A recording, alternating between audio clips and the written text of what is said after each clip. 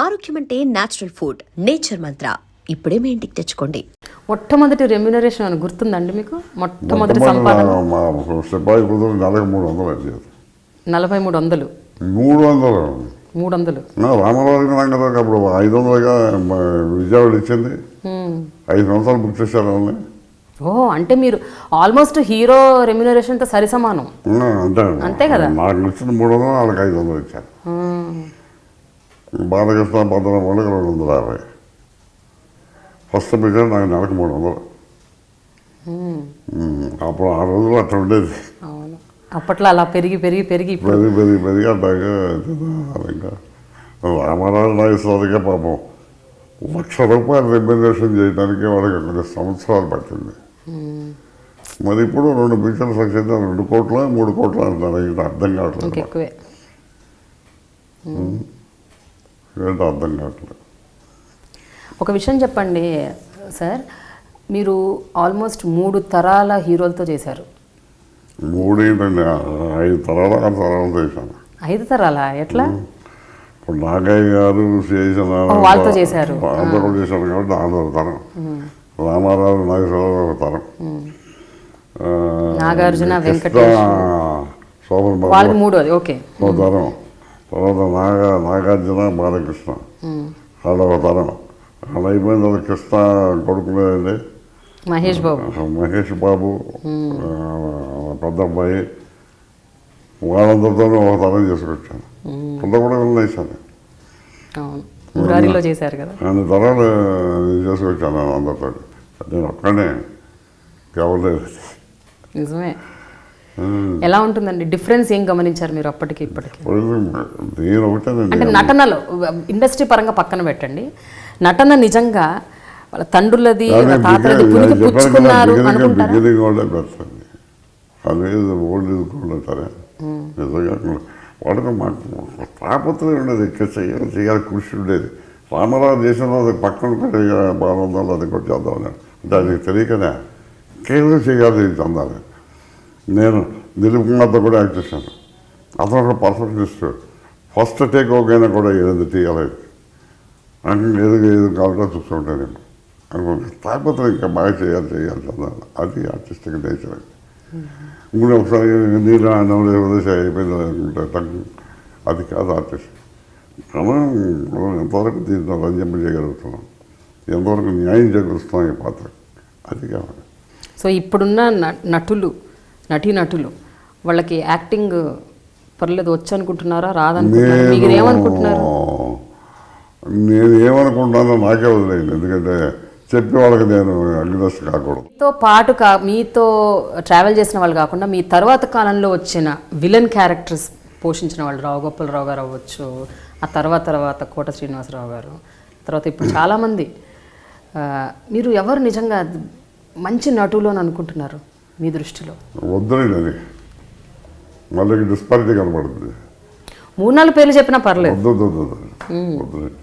ఆ తర్వాత చేసి మీకే తెలుసు కదా. గోపాలరావు చేశాడు, మోహన్ బాబు చేశాడు, కృష్ణరాజు గారు కూడా చేశారు కొంతకాలం చేశాడు, తర్వాత శ్రీహర్ చేశాడు, తర్వాత కోట శ్రీనివాసరావు చేశాడు. మీకు తెలుసు కదా.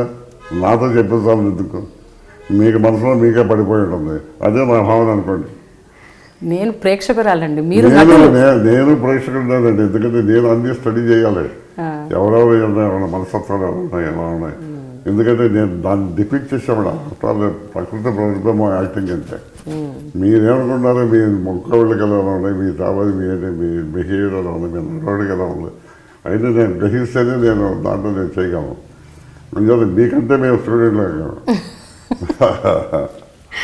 ఓకే, సరే. ఇంకో విషయం చెప్పండి.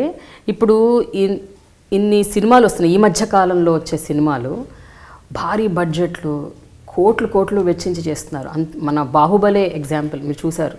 దాదాపు 500 కోట్ల బడ్జెట్ సినిమా అది. ఆ సినిమాకి విపరీతమైన పేరు ప్రఖ్యాతలు, ప్రపంచవ్యాప్తంగా పేరు వచ్చింది. మీరు చూసారా ఆ సినిమా? దేనికి వచ్చిందండి పేరు దానికి చెప్పండి. ఎందుకు అంత గొప్ప దాంట్లో చెప్పండి. మీరు చూసారా బాహుబలి? నేను చూసాను. దేనికి వచ్చింది చెప్పండి మీ ఉద్దేశం? ఆ canvas, the huge canvas, graphics, VFX, visual effects, concept, story, అంతే కదా. స్టోరీ ఏముందండి చెప్పుకోవటానికి దాంట్లో? అది ఏం చెప్తారు దాంట్లో స్టోరీ చెప్పండి.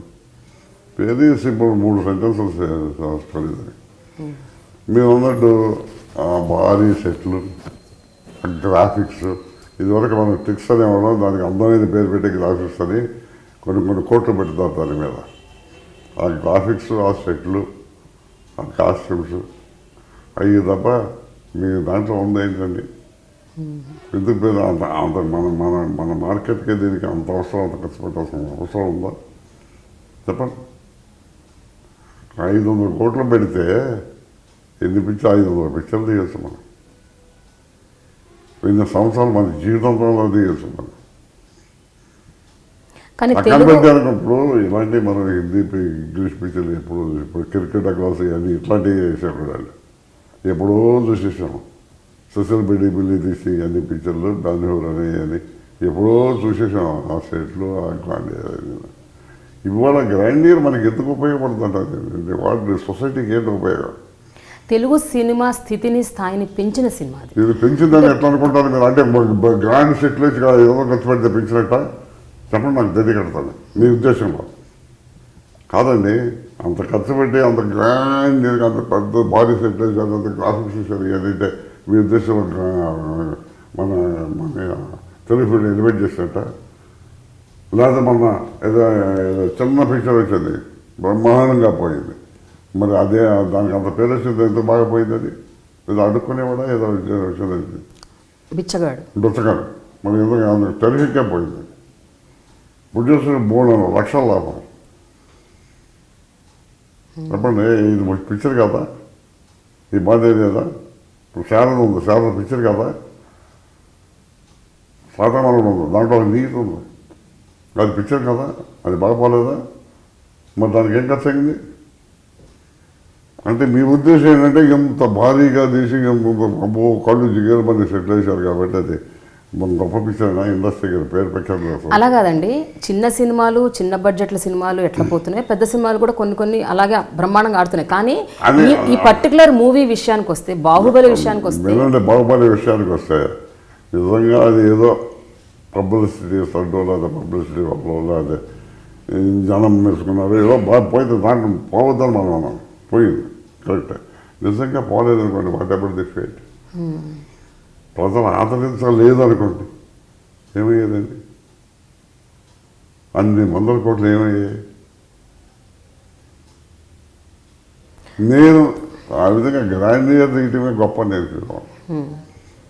అంటే అన్ని కోట్ల బడ్జెట్తో సినిమాలు తీయకూడదంటారు మీరు? కాదండి, అసలు cinema it is meant for entertainment. నిన్ను ఏ విధంగా తర్వాత మీడియం ఆఫ్ ఎక్స్ప్రెషన్ ఉన్నారు, medium of what so everything model వచ్చింది అనుకుంటే, నేను ఇప్పుడు కదా చెప్పుకున్నాను ఇట్స్ పవర్ఫుల్ మీడియా అని. పవర్ఫుల్ మీడియా కాబట్టి దానిలో నువ్వు ఏదో ఒకటి ప్రజారంజకంగా ప్రజలకు ఉపయోగపడేటట్టు, ప్రజల్లో చైతన్యం కలిగేటట్టు చేయడానికి నువ్వు ట్రై చేయాలి. కాదు పవర్ఫుల్ మీడియా. ఇదేంటంటే స్పాట్ ఇంట్రెస్ట్, చూసినంతసేపు ఇంట్రెస్ట్ వీళ్ళు తర్వాత మాకు చెప్పుకున్నారు. ఎవరు మాకు మళ్ళీ ఏం చెప్పుకుంటారు చెప్పండి, మీరు పెట్టుకొచ్చారు ఏం చెప్పుకుంటారు ఉంటారు అంటే నేను విమర్శిస్తున్నాను దానికి. లేదు, అర్థమైంది నాకు. ఒకళ్ళు నేను విమర్శించట్లా, ఎవడో కూడా తప్పట, నా భావన నేను చెప్పుకుంటున్నాను. అంత అవసరం లేదేమో అనేది నాకు ఉద్దేశం. ఇప్పుడు 2 సంవత్సరాలు బట్టి తీస్తున్నారు ఇంగ్లీష్ సెకండ్ ఇదని, అంత అవసరమా అని నేను నా ఉద్దేశం. నేను ఆ సెట్లకి అవన్నీ ఎందుకు పనికిరాక గ్రాండియర్ దాని ఇప్పుడు వాడాలి. మన దేశం గ్రాండియర్ పరిస్థితుల్లో ఉందా? మన రాష్ట్రం గ్రాండియర్ పరిస్థితుల్లో ఉందా? ప్రజలందరూ గ్రాండియర్గా ఉంటారా? ఇండస్ట్రీ అంతా మంచి గ్రాండియర్గా ఉందా? ఏది చెప్పడం గ్రాండియర్ పదవదానికి పనికి వస్తుందని చెప్పడం ఓకే అని నా ఉద్దేశం. I'm not criticising anybody. లేదు, అర్థమైంది. మీరు ఎందుకండి ఈ మధ్యకాలంలో సినిమాలు చేయట్లేదు? ఒక 3 ఏళ్ల క్రితం ఆపేశారు. ఈ మధ్య ఆ బిగినింగ్లోనేమో 2 రోజుల ముందు నేను రాష్ట్ర సెలెక్ట్ చేసే ముందేమో నాకు ఎక్కువ అవకాశాలు కూడా రాలేదు, నిజం చెప్పాలంటే రాలేదు. వచ్చింది ఏమో నాకు తిప్పి పంపించాను, నచ్చగా క్యారెక్టర్లో నేను నచ్చగా నాకు వద్దని ఏమనుకుందని చెప్పి అలా దగ్గర 15 పిక్చర్ వరకు తిప్పించాను అనుకుంటాను. నాకు నచ్చలేదు. ఎందుకంటే ఉస్మాన్ లాంటి క్యారెక్టర్ లేదు, చీప్ క్యారెక్టర్ అంతా ఉండటం నాకు ఇష్టం లేదు. పోతే ఇప్పుడు రెమ్యునరేషన్ కూడా దాని దగ్గర గీసి మాట్లాడతారు. ఏదో మనం అంత అనుభవించి మరి గీసి దీనికి ఎందుకంటే రిమేజ్ అవ్వాలి. అది కాకుండా ఈ మధ్య క్లబ్లోనే జారి పడ్డారంటే ఇంకా రన్నే టైం మీద నీళ్ళు ఉండే చూసుకోలేదు. దాని మీద అది మొక్కలు బాగా దెబ్బలేదు. ఇంకా సరిగ్గా ఆటలో బాగా కోఆపరేట్ చేసింది. అందుకని 3 సినిమాలు వచ్చినాయి కానీ చెప్పాను, బాబు నేను బాధపడాలి, మిమ్మల్ని బాధ పెట్టాలి. ఎందుకు నాకు కంప్లీట్ స్వాధీనం వచ్చిన తర్వాత ఇప్పుడు చేస్తానని దగ్గర సంవత్సరం బట్టి ఇది చేయట్లేదు. దానివల్ల మీకు గ్యాప్ కనపడుతుంది. నేను కూడా తృప్తిపడ్డాను. ఎందుకంటే ఇవాళ రేపు వచ్చే పిక్చర్స్లో ఏ క్యారెక్టర్ గొప్ప క్యారెక్టర్ చెప్పండి. మా ఇప్పుడు మేము వేసిన పిక్చర్ల కంటే గొప్ప క్యారెక్టర్ ఒక్క పిక్చర్ చూపిస్తాం సార్. ఎంతసేపు మనం నరుక్కుంటారు, ఏం నరుక్కుంటారు, పెట్రోల్ తప్ప పెట్రోల్, ఈ పెట్రోల్ కార్లు పగల పెట్టుకుంటాం. ఈ తప్ప బీభత్సం తప్ప ఇంకేదో కనపడుతున్నాయి. మంచి సెంటిమెంట్ ఏదైనా కనపడుతుంది, ఆహ్లాదకరమైన పాట ఏదైనా కనపడుతుందా, ఆనిముత్యాలైన డైలాగ్స్ ఎలా కనపడుతున్నాయి చెప్పండి. మీ మనసు అడగండి. And for more videos, Please subscribe to iDream. Please subscribe to iDream. Please subscribe iDream. And please subscribe to iDream. For more videos, subscribe to iDream.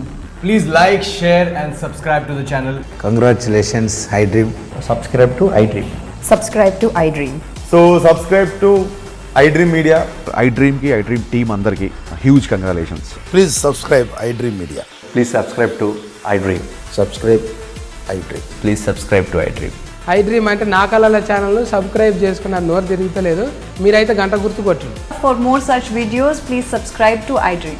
Subscribe to iDream. Please subscribe to iDream. Please subscribe iDream Media. Please do subscribe to iDream. Please subscribe to iDream Media. For best entertainment and information, please subscribe iDream. And don't forget to subscribe to iDream.